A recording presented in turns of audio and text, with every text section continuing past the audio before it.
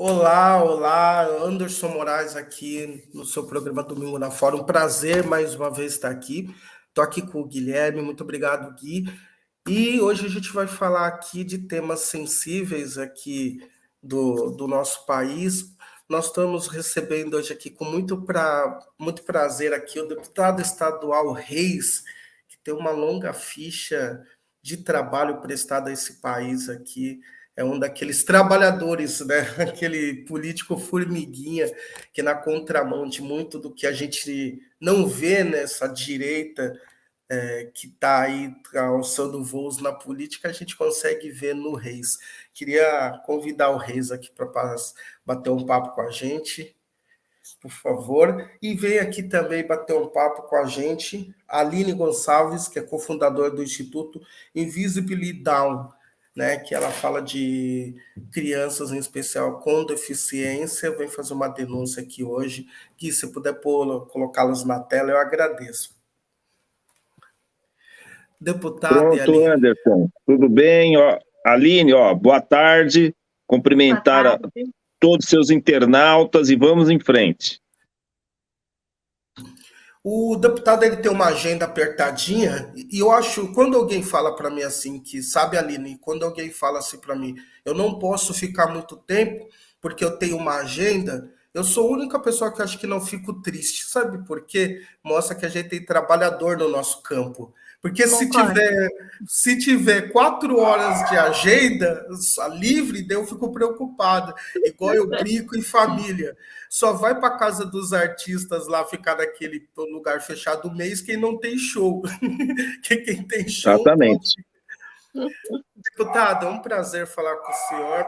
E dentro desse cenário brasileiro, imaginava um dia chegar num cenário tão difícil, um congresso tão difícil, que a disputa passou daquela narrativa do um escolhe privatizar, o outro escolhe ajudar o povo. Não é mais, chegou um ponto que não era mais esse tipo de debate, era sobre a vida, né? Como foi passar 4 anos de governo Bolsonaro sendo parlamentar e tendo que atender os anseios do povo? Anderson, eu acho que nós fizemos um bom combate, né? Nós fizemos um bom combate e o resultado está aí, que foi que nós conseguimos tirá-lo do governo, né? E emplacar, eleger o presidente Lula.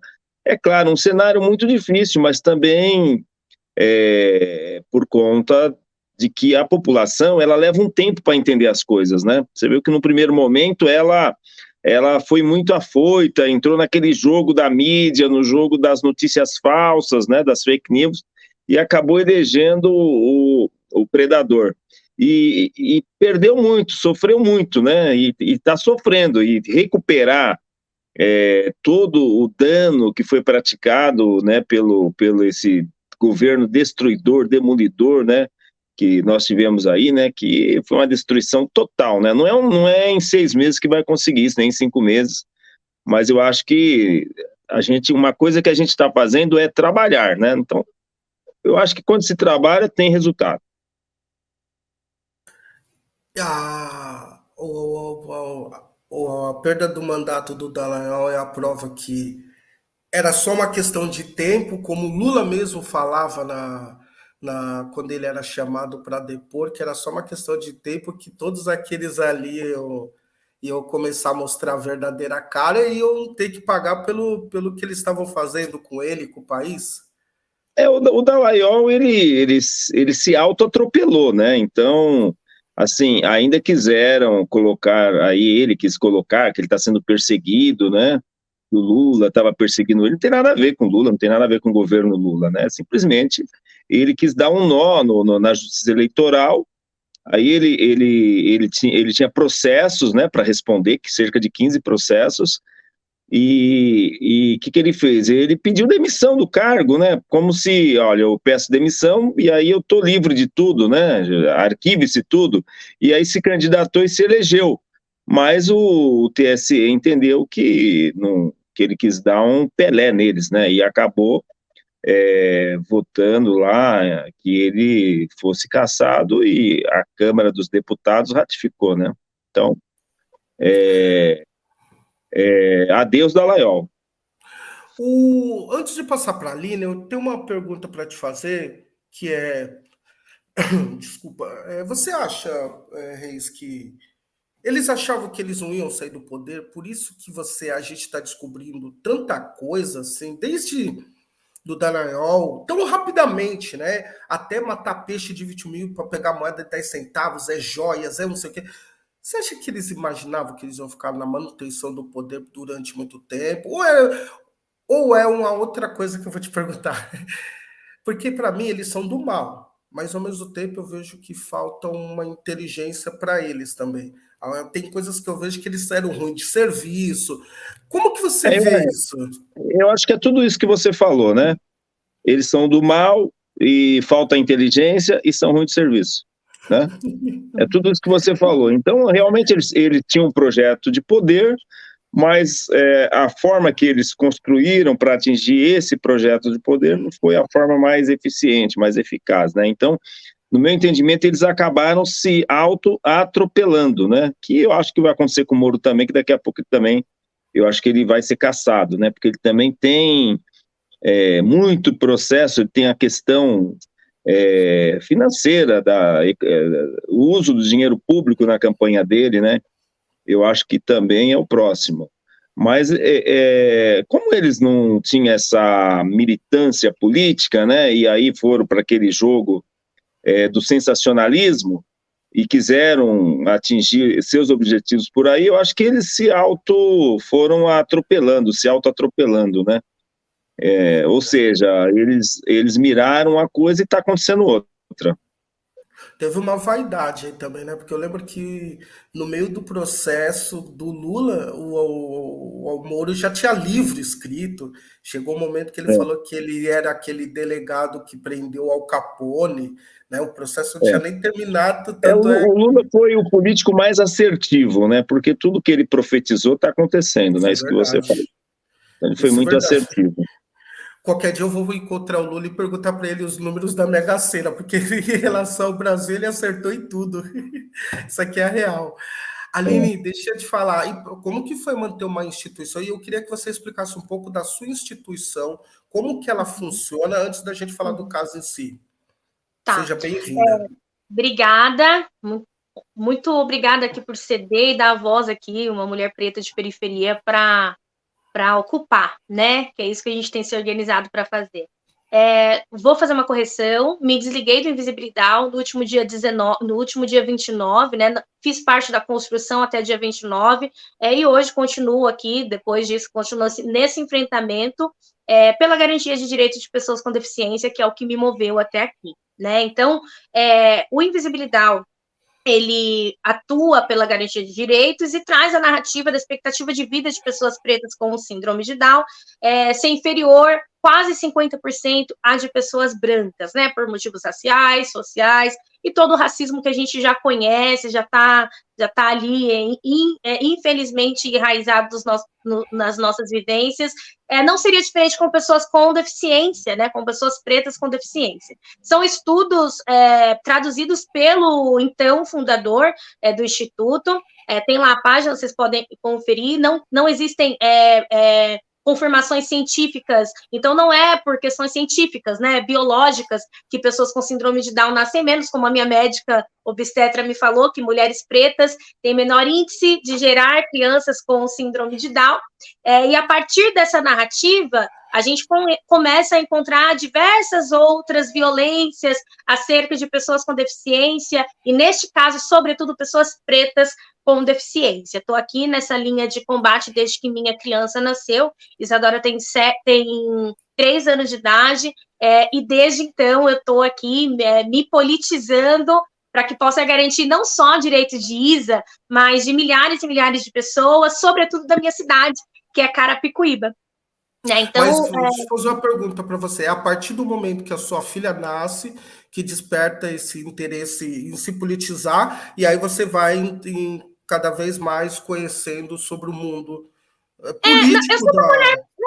Eu sou uma mulher preta, né? Eu sou um corpo político, eu sou um agente político, mesmo sem querer ser, a gente é um agente político quando a gente ocupa, nós somos corpos políticos. Então, sempre fui muito consciente da questão racial, sempre fui muito consciente da questão do machismo, sempre fui extremamente consciente, mas eu adoto essa medida combativa, esse lugar combativo após o nascimento de Isa, encontrando diversas irregularidades e violências ao que tange os direitos de pessoas com deficiência em Carapicuíba, e aí pautando políticas públicas para o Estado também, com gabinetes como o da deputada Andréa Werner, recém-eleita. Na primeira fala da tribuna, ela cita o instituto que eu fazia parte e o meu trabalho ali. Então, a gente tem pautado políticas públicas, aberto diálogo para que, de alguma forma, possa contemplar, finalmente, pessoas pretas com deficiência, com síndrome de Down, acerca dos seus direitos, Anderson.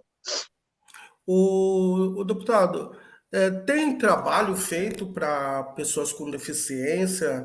O mandato tem olhado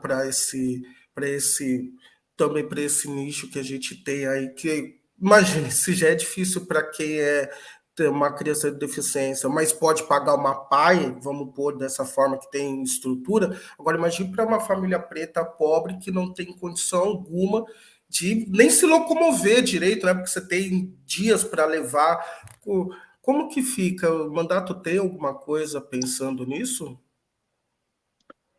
Olha, aqui o mandato que apareceu aqui na Assembleia com essa temática é da deputada Andréa Werner, né? Então, ela formou uma frente parlamentar, nós somos signatário, apoiamos a frente, né? Agora, eu vejo, assim, a questão dos mandatos e a questão da Assembleia, assim, honestamente, você quer assim, você quer que eu seja honesto ou você quer que eu faça um enrolation, né? Honesto, né, deputado? Eu vejo muita dificuldade o funcionamento aqui da Assembleia, é muito travado. Aqui não é como a Câmara Municipal de São Paulo, que a gente fazia chover lá, né? Eu vejo aqui, as coisas aqui, elas vão assim, a 1 por hora, não é nem 10, viu? Então, Por quê? as Qual é a pessoas... grande diferença que tem?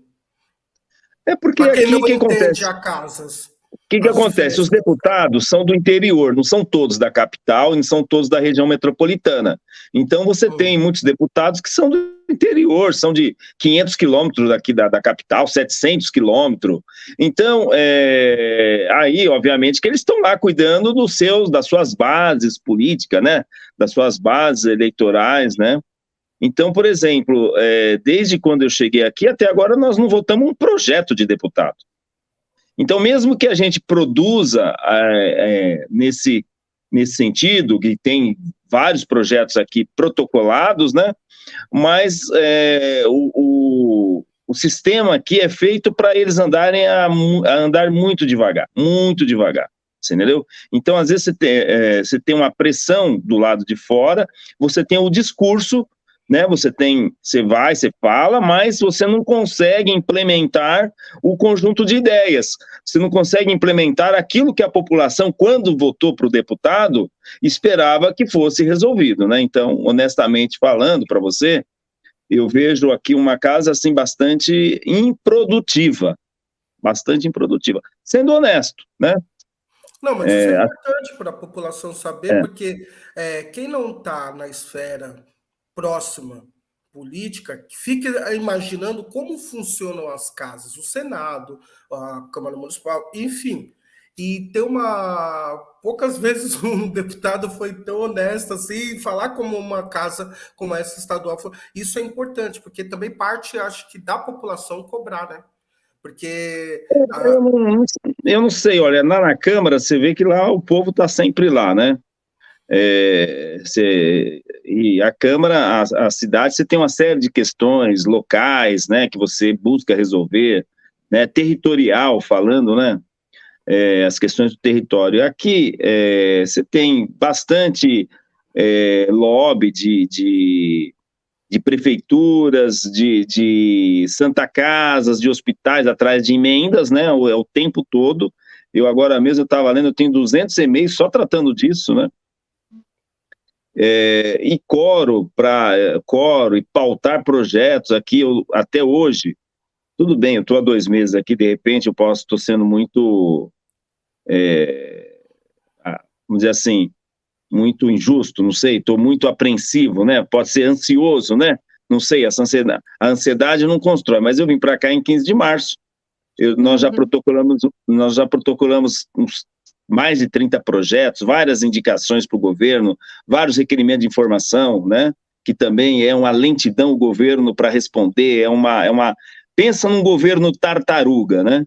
Então, eu não sei se o povo, quando vai à urna, escolhe essa turma que não aparece, não se apresenta, e depois vem e ganha os votos de novo, né? Que eu não vejo o governo se apresentando, eu não vejo o secretário se apresentando, eu não vejo o povo assim sendo proativo para buscar solucionar as demandas da população, né? Buscar resolver os problemas da população. Eu não vejo isso, não vi ainda, eu não vi. Possa ser que eu esteja querendo apressar as coisas, mas não vi ainda, então eu estou sendo honesto com vocês, né? Mas tem uma coisa E as também, né, coisas não Reis? andam na velocidade da vontade do povo. Mas também tem uma coisa. A obrigação, é lógico, quem vota tem uma parte da obrigação de cobrar, né? Mas eu falo que isso é O povo 50%. votou num cara do Rio de Janeiro, você quer o quê? O, o povo foi à urna, escolheu um Isso, governador que não é de São Paulo, que não que sabia de não onde era conhece São que não Paulo, sabia que não. não sabia aí onde era o local de votação dele. Não, ele Mas não conhece São Paulo, e parte do secretariado dele, que está aqui em São Paulo, veio do Rio. Eu vejo com muita dificuldade as coisas se resolverem quando o povo vota desse jeito, né? E depois não se apresenta também. Quando você fala o povo tem que cobrar, a gente faz audiências aqui, aparece 10, 15 pessoas. Então, o povo também não está muito preocupado que as coisas funcionem. Aí tem, sim, os ativistas, os militantes que carregam tudo nas costas, né? Como o caso da Aline, né? Que faz aquela luta, e as pessoas não estão se importando muito, né? O povo teria que se importar mais e buscar solucionar as coisas, buscar resposta, cobrar, fazer cobrança aos seus representantes, cobrar o governo, né? E aí quando você chama, por exemplo, tem a questão da Sabesp, que o governo quer é privatizar a Sabesp, seríssimo isso. Isso é né? seríssimo. Você imagina quanto o povo vai sofrer com esse negócio da privatização da Isso. Sabesp. Aí você vê, tem uma audiência para discutir a privatização da Sabesp, o povo não aparece. E o povo, se caso acontecer a privatização, o povo votou no cara sabendo que ia ser privatizado, porque ele falou que ia vender, né? Só que tem essa parte do povo, mas tem uma parte também que a gente também não tem o controle, que é aquele individual, né?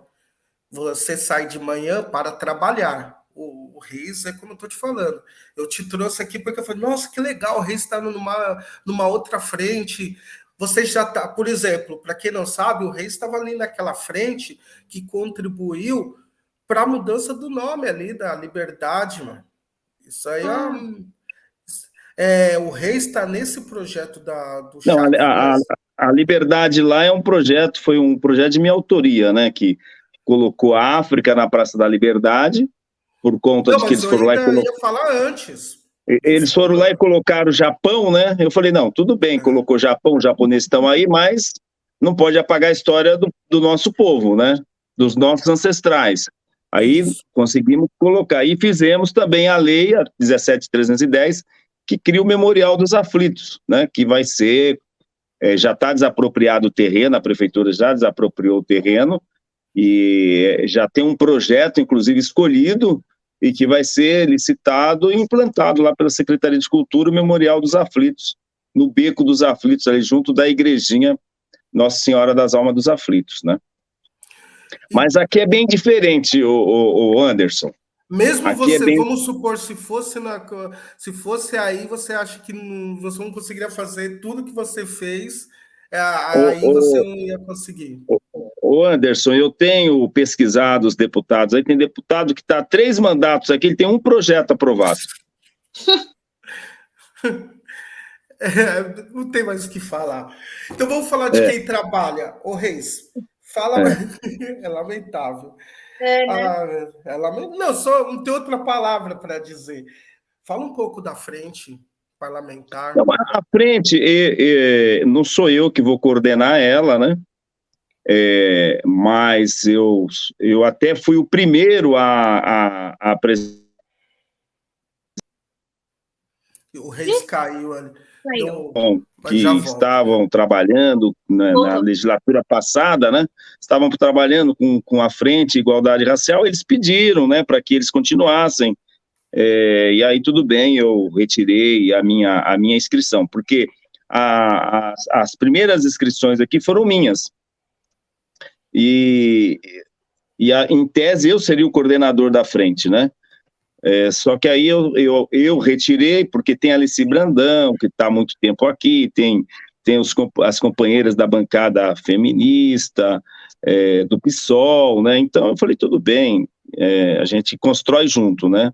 Então a frente vai ser lançada a semana que vem e a gente espera que seja uma frente de resultados. É porque eu não gosto, ô Anderson, você me conhece, eu não gosto de ficar em lugares que as coisas não vão para frente, né? Eu fico angustiado, né? Eu fico muito angustiado quando eu não vejo resultados, né? Mas cada parlamentar aqui pode cuidar de 3 frentes, né? Pode coordenar 3 frentes, né? Então eu estou coordenando a frente em defesa da Polícia Civil, a Polícia Penal também, que ficou abandonada pelo governo Tarcísio. O PT pediu para eu criar a frente em defesa da Polícia Penal, nós criamos, e a frente em defesa do hospital e do IANSP, né, do Instituto de Saúde do Servidor Público e do Hospital do Servidor Público. Essas 3 frentes que eu vou estar coordenando. E vou estar na Comissão de Segurança Pública e Assuntos Penitenciários, a Comissão de Constituição e Justiça e a Comissão de Fiscalização e Controle. Então, você viu que o PT me deu para eu cuidar coisas que dá trabalho, né? Que é complicado, né? O IANSP, nossa, eu imagino o quanto de trabalho você vai ter. Ainda tem, sofre, mas é isso. É aquela coisa, o trabalho é dado para o tamanho de quem consegue tomar conta das coisas, né? Mas o que eu tenho certeza que Agora, você não vai ficar 3 mandatos sem nenhum projeto. eu primo por isso, né? Se acontecer isso comigo, eu não sei, porque eu fico assim, quando eu todo dia eu vou ao plenário e cobro, né? Porque desde quando eu cheguei aqui, eu falo todos os dias, né? E eu cobro, falei, cadê os deputados? Por que a gente não vota pelo menos uma vez por mês os projetos? Porque já tem mais de 600 projetos, inclusive nessa questão do autismo, do Down, já tem centenas de projetos aqui protocolados, mas não adianta protocolar o projeto se ele não tramita, se não tem sessão. Na Câmara a gente tinha comissão toda semana, Comissão de Constituição e Justiça toda semana. Aqui, uma vez a cada 15 dias. Se percebe a diferença?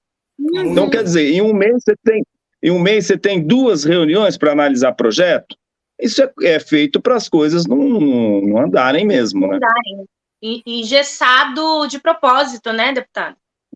Engessado. Então, aqui, quando as pessoas falam, mas e aí, os mandatos aí, eu fico olhando, falei, eu estou esperando que eles funcionem. Estou lutando, estou assim, torcendo, entendeu? Ô, deputado, sei que você tem uma agenda apertada, mas eu queria terminar isso aqui com positividade com a sua participação. Como que você está vendo o partido nesse momento, com o 3º governo do Lula? E tá difícil, mas eu acho que algumas coisas a gente já vê de melhoras. É que é muita coisa para ser feito, né? Mas quais são os pontos assim, que você vê muita esperança dentro do governo Lula, na sua visão? Bom, primeiro que acabou aquele clima de beligerância do Bolsonaro, né? Aquele clima de guerra, né?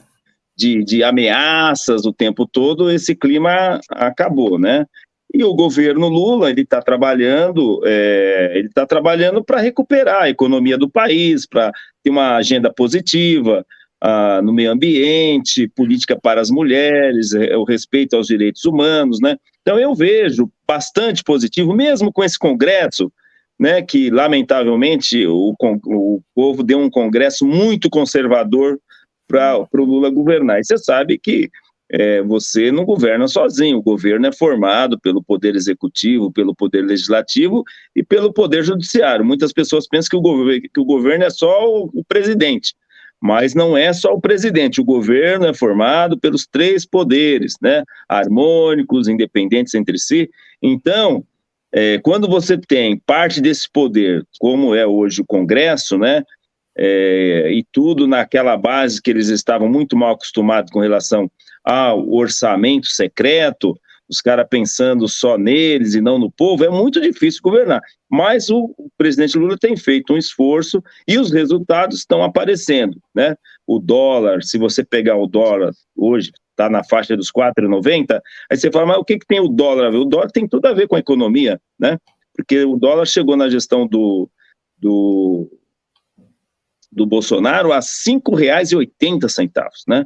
Você encarece tudo, você tem um óleo de soja que é indexado ao dólar, as commodities são indexadas ao dólar, então você tinha um óleo de soja sendo vendido para o consumidor a quase R$ 10, ou até mais de 10, né? Hoje você já encontra no supermercado a 5, 6, ou seja, é um efeito que você vai sentindo no tempo, a coisa não é no automático, né? Mas você vai sentindo que o preço da carne caiu um pouco, que o combustível não está R$ 9, R$ 8, R$ 9 como era na gestão anterior, né? Que o governo está fazendo um esforço para baratear o preço dos carros, para que a indústria possa produzir mais. O governo não está querendo baratear o carro, que é para favorecer a indústria, é para favorecer a geração de emprego e renda, né? Porque se a indústria vende mais, ela vai poder contratar mais, e contratando mais pessoas vão ter um salário no final do mês para poder comprar, para poder gastar. Isso é muito importante na economia, né? Então, eu acredito que o governo está fazendo um esforço, está trabalhando muito forte, está trabalhando essa questão do meio ambiente, a questão dos indígenas, dos povos originários. Então, é um governo defensor das políticas sociais, né, defensor dos direitos das pessoas humanas, que respeita as pessoas, que respeita a mulher, que respeita as minorias. Muito importante para a gente voltar à normalidade, que a gente estava vivendo uma desordem nesse país, né? Então, eu estou bastante confiante, estou apostando que o governo Lula vai dar muito certo e vai ajudar a gente a eleger o Boulos aqui em São Paulo, né? Porque é muito importante que a prefeitura possa estar na mão dos trabalhadores, na mão daqueles que olham para a periferia, que olham para aquelas pessoas que realmente estão precisando de apoio, né, e ajudar a gerar mais emprego também, e quem sabe você elegendo aqui a prefeitura e outras prefeituras, né, no interior de São Paulo, na região metropolitana, a gente possa ampliar um pouco mais a nossa base de apoio, para eleger um governador em 2026, que o PT nunca governou o estado de São Paulo, né? E ter um governo que realmente venha para dar resposta para quem precisa e fazer o estado crescer, fazer o país desenvolver. Isso é muito importante que a gente possa ir construindo e pavimentando a estrada para buscar as respostas que a nossa população tanto precisa. Na sua despedida, uma última pergunta simples, mas antes eu vou falar uma coisa. Se você conseguiu comprar óleo a R$ 10, eu queria saber onde, porque eu cheguei a pagar R$ 16 no óleo, e você falou sobre o Boulos. Confesso, precisamos de um prefeito que a população saiba o nome, porque pela primeira vez essa grande capital tem uma prefeitura que as pessoas não sabem nem o nome do prefeito. Isso é inacreditável. Reis, está pronto para ser senador já? Não, eu não tenho essa pretensão de ser senador, não faz parte do meu projeto político, né? Eu tenho meus projetos, mas com certeza não é ser senador. Entendi. Reis, é sempre bom falar com você. Talvez eu andar mais perto do Boulos me deixa bastante feliz. Isso, mas essas dobradinhas do Cebolos, o Reis, tem tudo para dar certo. Tem uma É bancada isso de aí. mulherada aí. Eu acho que vai dar certo isso daí. Essa frente parlamentar me deixou muito animado por ver as pessoas envolvidas. Precisamos juntar pessoas do bem trabalhadoras. E você é uma delas. Muito obrigado, viu, Reis? Tá ótimo, obrigado, Anderson, obrigado, Aline, e olha, parabéns aí pelo seu trabalho, parabéns pelo seu programa e parabéns para a Aline pelo trabalho dela, pela luta dela, tá bom? Mando um agradecimento à Cândida também, que ajudou a te trazer aqui. Cândida está te mandando também um forte abraço. Abraço, aqui querido. Próximo aqui. Um bom continuidade de trabalho. Obrigado por ter vindo. Valeu, a casa obrigado. É sua, a hora Tudo que você bom. quiser, é só avisar que você vem. Não precisa ser convidado, viu? Tá ótimo. Tá Obrigado. ótimo. Obrigado, Anderson. Obrigado. Que isso, querida. Aline, queria que você falasse um pouco do caso que aconteceu para a gente ficar ciente aí, para poder, né, uma coisa que está me assustando muito, eu fiquei essa semana aqui, até comentei com você, de cama, mas eu não consegui ficar totalmente em repouso, porque é tanto caso, eu estou assustado com a quantidade de casos de violência policial e racismo que está assolando esse país. É uma coisa assim que a gente precisa conversar com o Flávio Dino, nosso querido Flávio Dino, ministro, o quanto antes, porque alguma coisa tem que ser feita. É todo dia um caso. É racismo, é violência policial, é o menino lá na USP que me procurou hoje, daí tem o caso da polícia que amarra as pernas de um homem negro. Daí parece que eles têm uma meta de todo dia violentar o corpo preto dentro desse país, das pessoas indígenas e pobres. Queria que você falasse do seu caso, por favor. Hoje eu tive essa impressão também, Anderson, ali na internet, me deparei com outro caso aqui de Carapicuíba e falei, meu Deus, como é cansativo essa luta diária que a gente tem que dispor aqui. Mas falando especificamente sobre, eu vou citar nomes que eu tenho autorização da mãe, a Cláudia e Davi, numa escola municipal, um episódio aqui do lado da minha casa. Cláudia é uma mãe de uma criança com síndrome de Down de 6 anos de idade, e para uma criança com deficiência, sobretudo síndrome de Down, que tem deficiência intelectual e deficiência cognitiva, o desfraude é algo que demora um pouco mais. Então, o desfraude do Davi demorou, como qualquer criança atípica, né? Então, quando foi para a escola, ele estava quase desfraudando, precisa desse auxílio, né, Anderson? Olha, auxiliar dessa criança, professor dessa criança, precisa lembrá-lo de ir ao banheiro, precisa acompanhar, né?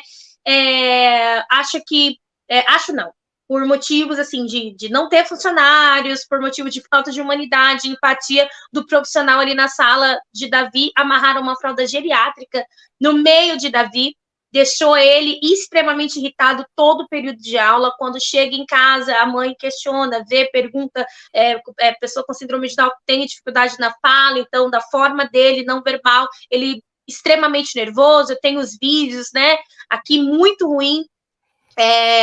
Ele mostra todo assadinho o bumbum dele, né, porque é intolerante à fralda há tanto tempo, né, e denunciamos esse caso, foi para outros veículos de informação, oficiamos a prefeitura através do gabinete da deputada Andréa Werner, a OAB de São Paulo, a Comissão de Pessoa com Deficiência, na pessoa da doutora Maria Carolina, oficiou a Secretaria de Educação, oficiou a prefeitura também, veio até Carapicuíba, que repetiu que Carapicuíba é uma cidade exemplar no que tange a educação inclusiva. A gente sabe que não.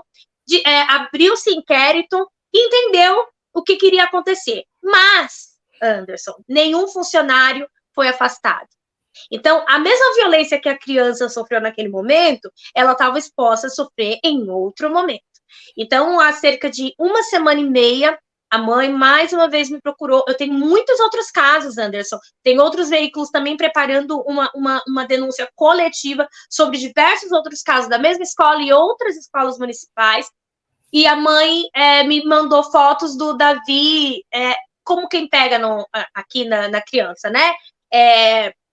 Não houve acusação da mãe de que tenha sido um profissional, mas pode ter sido outra criança, pode não ser. Mas, quando a mãe vai perguntar para a escola, 5 pessoas, 5 profissionais sentam a mãe, uma mulher preta, com o filho dela com deficiência, sentam a mãe no meio, começam a dizer, cadê a instituição que te ajudou?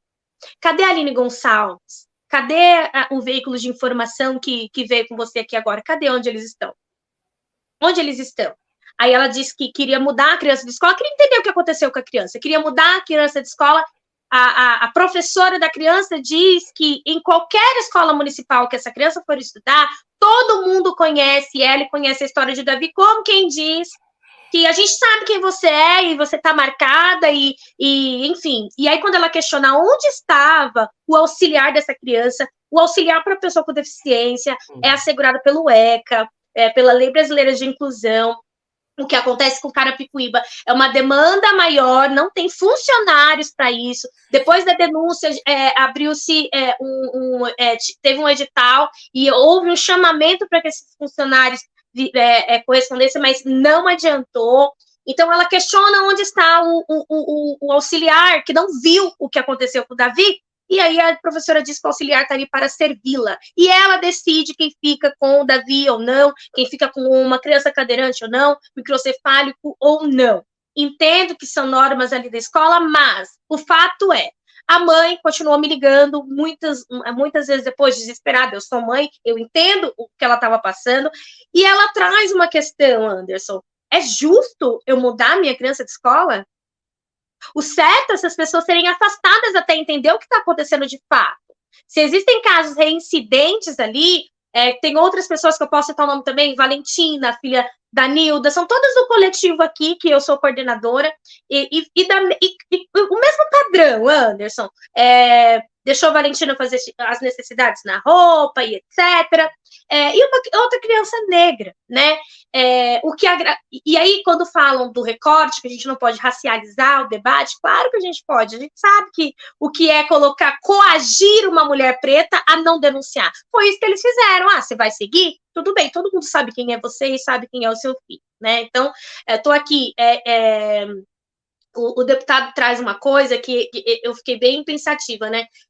De acordo com não é como a população, o povo quer, mas eu acredito que precisa agir a lei de acordo com que a necessidade do povo. E existe aqui em Carapicuíba, pelo menos, eu estou pedindo ajuda para o Estado, eu tenho suporte do Gabinete da Inclusão, da deputada Andréa Werner, né? Ela fez o papel dela, a OAB veio aqui, mas Carapicuíba fecha os olhos. Né? No dia seguinte, após o episódio, a gente vê parlamentares, nenhum parlamentar bater nem na porta, nem uma ligação para a mãe, falar, olha, a gente vamos entender o que está acontecendo, mas a gente tem um monte de padrinho de pessoa com deficiência aqui, Anderson. É impressionante, né? Não tem um projeto de lei para pessoas com deficiência, mas a gente tem aí uma causa da pessoa com deficiência em Carapicuíba no nível assistencialista, sabe? Trocando fralda, trocando isso. Então, como o caso de Cláudia, tem muitos, eu tenho vários. Casos de vaga negada, casos de crianças autistas, Anderson, que precisam mudar de escola. Tenho aqui relato. Então, eu dizia que muitos casos aqui em Carapicuíba, muito similares, e a gestão fecha os olhos e as secretarias que seriam ali competentes a isso, né, para entender o que está acontecendo, fecham os olhos. Tem casos de funcionários denunciando, tem casos de pais que trocaram uma criança autista numa crise, a mãe chega, aqui no Argeu também, tá? Chega e a criança está de castigo, porque o profissional que estava atendendo aquela criança, sobre os cuidados daquela criança, ele não soube identificar que essa criança estava tendo uma crise, autista, né? E a mãe retirou essa criança da escola. Então, o meu apelo, né, em cunho de denúncia aqui, é que a gestão olhe essas pessoas para muito além de ficar colocando crianças em foto, né, do senhor prefeito e os parlamentares ficarem tirando foto com essas crianças, colocando essas pessoas com síndrome de Down dentro de piscina de inauguração do SEAC, que contemple com leis e pela garantia dos direitos dessas crianças. É assegurado por lei uma auxiliar, é assegurado por lei que essa criança tenha acesso à inclusão escolar, a um plano de educação inclusive, e essas crianças não estão tendo direito e nem o acesso à educação como se deveria. Para você ver que realmente a situação está bem complicada, enquanto falamos, acabo de receber uma outra denúncia, parece ser brincadeira, né? Tipo, uma pessoa me procurou aqui que eu não conheço, que o telefone é público para quem precisar fazer denúncia, enfim. Uhum. É isso, né? A gente lidar com. Não é fácil, não é simples, mas a gente tem que ter soluções práticas. Por exemplo, no caso dessa mãe específica, existe advogado auxiliando essa mãe?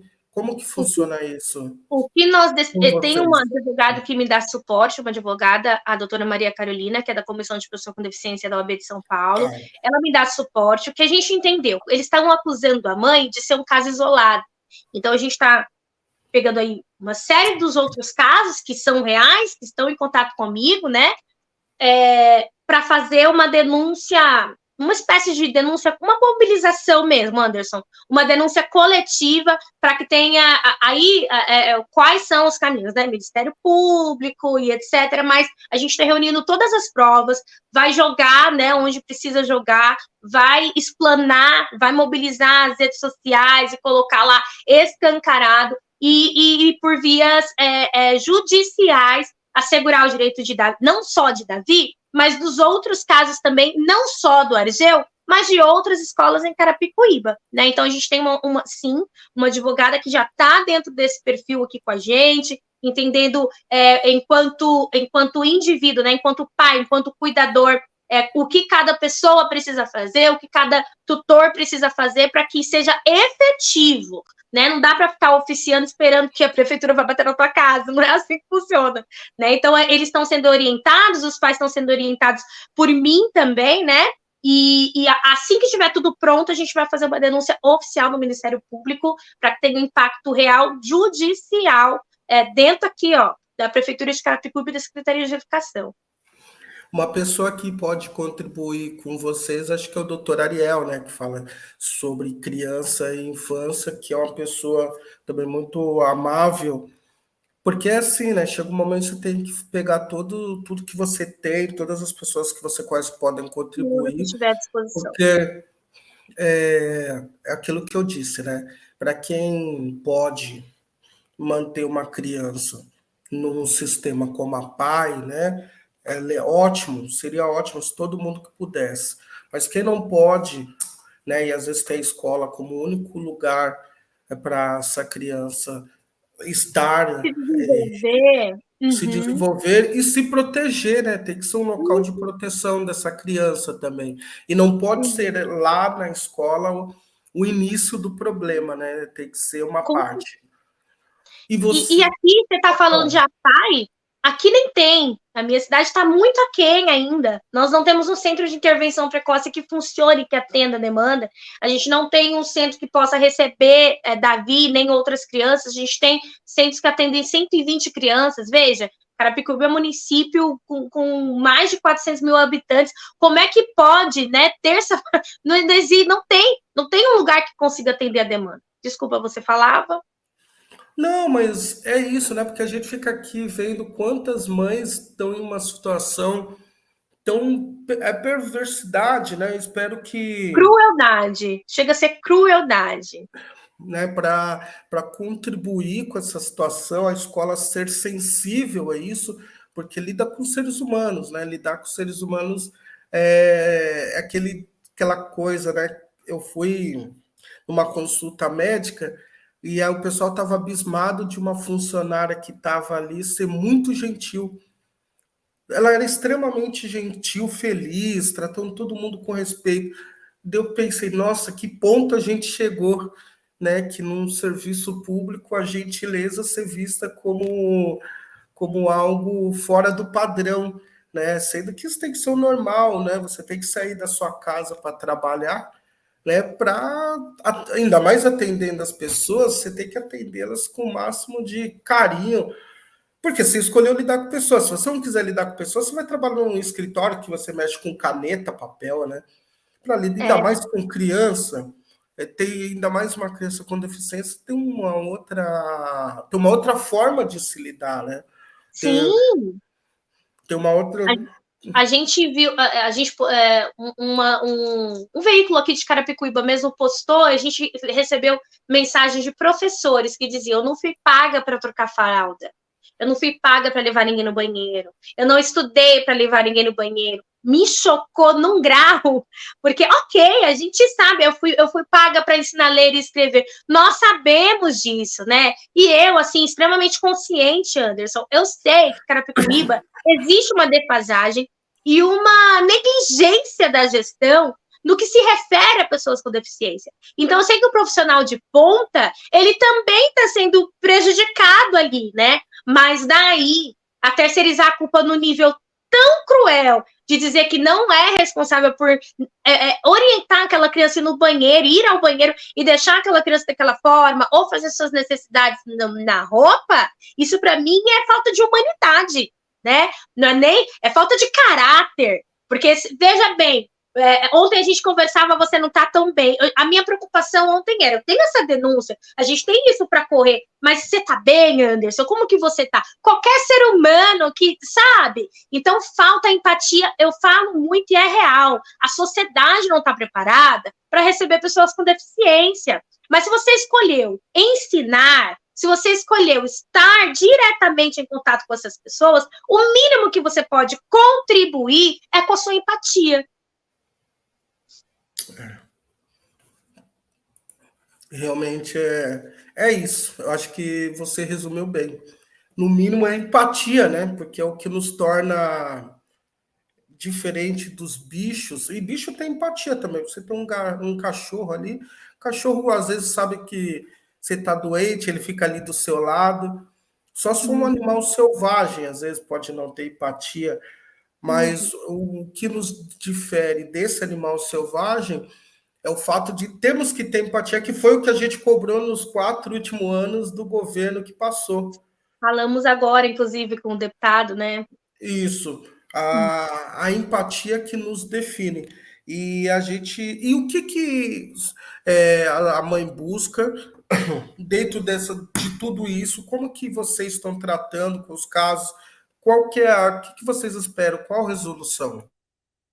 De verdade, que é a declaração dela e nós conversando chegamos no mesmo denominador, assim, que o caso de Davi não se repita. Já aconteceu com Davi, né? Pegar casos de Davi e os outros casos e trazer para uma realidade de Carapicuíba que o corpo escolar deles, que a educação precisa ser treinada para receber pessoas com deficiência. Para que esse olhar venha de cima, né? Venha da estrutura. É isso que eu tenho feito há 3 anos, denunciar a estrutura. A estrutura está falhando com a população. Então, a nossa esperança que é que dessa mobilização outros Davis não passem pela mesma coisa. Outras Cláudias não passem pela mesma coisa, outras Valentinas, sabe? Outros profissionais não precisem se submeter a fazer denúncias no perfil de uma ativista, que foi o meu caso. Eu tenho denúncias de profissionais das escolas, que profissionais não têm que buscar fora o que deveriam ter dentro, que é o amparato da Secretaria de Educação, amparato da Prefeitura, para que eles trabalhem e desenvolvam a educação inclusiva. É direito da minha filha, Anderson, é direito de Davi. Então, o que a gente busca é que essas pessoas sejam afastadas, que Davi esteja em segurança, que Cláudia seja tratada como gente, que eles parem de continuar desumanizando gente preta desse lugar, nessa escola, que eles parem de desumanizar pessoas com deficiência nessa escola e que esses casos não se repitam. Ponto. É o que a gente pede. Já aconteceu com o Davi, foi triste, eu passei semanas muito tristes, a mãe também, mas a luta aqui é coletiva para que não aconteça mais, nem com Davi, nem com Valentina, nem com outras pessoas. É isso que a gente espera, que tenha essa empatia que foi dita aqui. E esses são os passos, né? Eu torço que dê tudo certo, que a gente continue vigilante aqui para acompanhar o caso e o que precisar a gente traz aqui no futuro mais informação e torcendo que isso seja modificado, que a prefeitura também possa se sensibilizar com isso, né, e poder olhar com mais carinho, porque estamos todos podemos ter um filho com deficiência, um primo, um amigo, e a gente sempre quer o melhor para aqueles que a gente gosta, não é? Mas a gente tem que expandir isso para todas as pessoas, né? A gente tem que torcer que todas as pessoas sejam bem atendidas e que não seja, e que as pessoas não se assustem quando acontece de uma pessoa no hospital ser uma pessoa gentil, que isso seja um padrão nos hospitais, nas escolas, ainda mais num lugar tão sensível que é igual ao hospital, que é a escola da primeira infância, né? A escola da primeira infância, Exatamente. esse lugar ele é extremamente importante, extremamente sensível, e eu falo isso por causa, conheço a primeira infância pela minha companheira ser professora de primeira infância. E falar Olha, em falar nisso, ontem eu fiquei buscando aqueles galhos e matos para ela fazer trabalho com as crianças. Estava lá eu ontem enchendo o saquinho de folha, mas é isso, né? Entender que primeira infância é muito importante. Isso é um problema também, sabe, Aline? Não se dá a devida atenção e respeito para o profissional sério da primeira infância também. Então, no final das contas, a primeira infância, muitas vezes, é renegada para segundo plano. A gente fala muito das universidades, a gente é importante falar de cota em universidade, a gente fala muito do que é esse aluno do segundo médio, segundo que tem aí na sua idade de 14 a 18 anos, 12, mas tem aquele bebê, né? Tem aquele que vai fazer um ano ainda, que está descobrindo o mundo e tem que ser tratado com o máximo de empatia possível. e nesse caso de pessoas com deficiência, a gente está falando de um agravante, a gente volta um pouquinho ainda, que a gente está falando de uma criança com deficiência que já não teve acesso, por exemplo, às terapias, né, que já não teve acesso a todas as multiterapias que uma criança com síndrome de Down precisa desde os primeiros dias de vida. A gente está falando dessa primeira infância, eu tenho batido muito nessa tecla, Anderson, eu achei interessante você trazer isso aqui, porque a gente está falando de uma primeira infância que vai definir o futuro e o desenvolvimento da potencialidade na fase adulta desse indivíduo, né? Então, isso que aconteceu ali com o Davi, ele não vai esquecer e pode ser irreversível para ele, para o desfraude dele, a falta de uma fono para minha criança, hoje com 3 anos de idade, ela perdeu janelas de aproveitamento, Anderson, que são irreversíveis para a fase adulta dela, para trabalhar comunicação e as 4 habilidades linguísticas, né? Então, assim, são danos irreparáveis que acontecem nesse primeiro momento da primeira infância,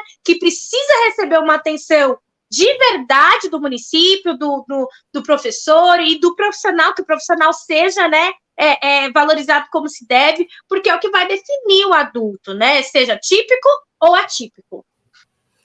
Aline, muito obrigado pela sua presença aqui. Foi muito bom, muito importante, porque é um assunto sério. A primeira infância tem que ser assunto sempre que puder. Eu sempre tento trazer alguém aqui, como trouxe já o doutor Ariel aqui, que é um cara incrível. Eu não conheço. Vou apresentá-lo, porque ele pode contribuir para a sua luta aí. O doutor Ariel, ele é incrível.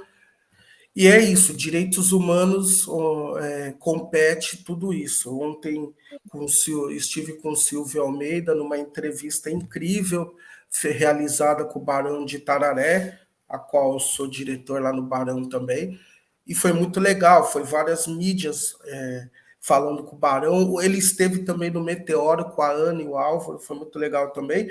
Então, o que acontece? Ouvir o Silvio Almeida é ouvir sobre tudo isso, sabe? O Silvio Almeida, esse hoje, fazia tempo que a gente não tinha direitos humanos humanizado, né? Então, os direitos dos isso. humanos que não nos viam como números, né? Mais do que isso, nem nos via. A Damares foi uma pessoa que nem nos via, porque não tinha nem reunião com ela, não tinha nada. Como se fossem vizinhos que você não conversa. Eles estavam lá e a gente aqui, sabe? Sim. E então é isso. O Silvio Almeida é aquele farol hoje que nós temos de direitos humanos incrível e que a gente sempre aprende com ele. Ontem foi mais uma grande aula, tá no canal do Barão também. O Ivan daqui da Fórum participou, foi muito legal. E é isso, a gente precisa sempre falar de temas que voltam a direitos humanos, em especial da primeira infância, porque é de suma importância para a gente ter um país realmente onde o professor Denis, que também é aqui da Fórum, fala, é, a democracia não chegou na periferia, mas não é só a democracia. Quando fala democracia, hoje eu entendo como direitos humanos.